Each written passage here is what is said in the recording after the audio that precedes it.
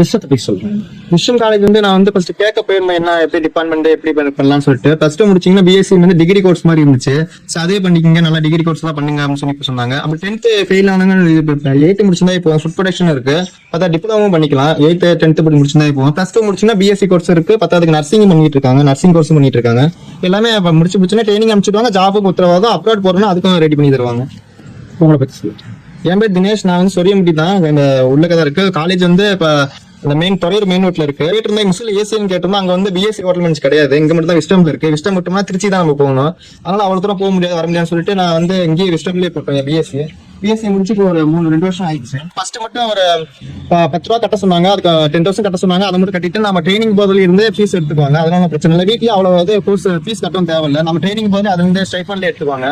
மற்றபடி வீட்டுக்கும் ரொம்ப ஃபீஸ் கட்டுங்கன்னு சொல்ல மாட்டாங்க. நம்ம ட்ரைனிங் பண்ணி விட்டு அதே ஸ்டைஃபன்ல எடுத்துவாங்க. ஃபீஸ் அதிலேயே மேனேஜ் பண்ணிக்குவாங்க.